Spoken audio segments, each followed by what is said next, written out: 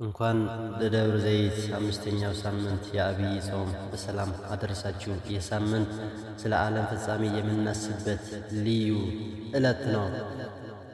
አባታችን አባ ገብረ ኪዳን ለዚህ ዕለት የሚሆን ያስተምሩናል። አብረን እንከታተል። ወደ ቪዲዮ። ደብረ ዘይት አብዛኛውን የወይራ ዛፍ ስለሚበቅልበት በዚያ ነው። ደብር ማለት ተራራ፣ ዘይት ማለት ወይራ። ደብረ ዘይት ማለት የወይራ ተራራ ማለት ነው። የወይራ የሀገራቸው ዘይት የእስራኤል ዘይት ይበላል። የኛ ሀገር ወይራ አያፈራም። የነሱ ሀገር ፍሬ ግን እኔም በአጋጣሚ አይቼዋለሁ። እግዚአብሔር ፈቅዶ ሄጄ ኢየሩሳሌም ወይራው ፍሬው ይበላል። ያ ደግሞ ተጨምቆ ዘይት ሆኖ የወይራ ዘይት የሚባለው የሚገኝበት ልዩ ወይራ ነው። ያ ወይራ በበዛበት አካባቢ ክርስቶስ ዛሬ ተቀምጦ አስተማረ።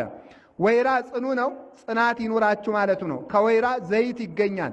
ዘይት የፍቅር ምሳሌ ነው። ፍቅር ይኑራችሁ ማለቱ ነው።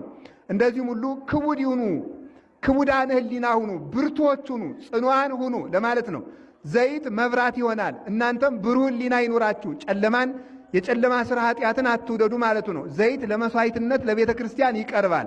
እናንተም ሰውነታችሁን መስዋዕት አድርጉት ለማለት በዚያ አካባቢ ተቀመጠ። በዚያ ሲቀርብ ጌታችን መድኃኒታችን ኢየሱስ ክርስቶስ ወቀርቡ አርዳኢሁ እንተ ባሕቲቶሙ፣ ደቀ መዛሙርቱ ቀረቡና እንዲህ አሉት፣ ምን ትታምሪሁ ለሕልቀተ ዓለም፣ አንተ ትመጣለህ ይህን ዓለም ለማሳለፍ። ይህን ዓለም ለማሳለፍ ስትመጣ ምልክቱ ምንድን ነው? አንተ ስትመጣ ዓለም ሊያልፍ የመቃረቡ ምልክቱ ምንድን ነው ብለው ሐዋርያት ጌታን ጠየቁት።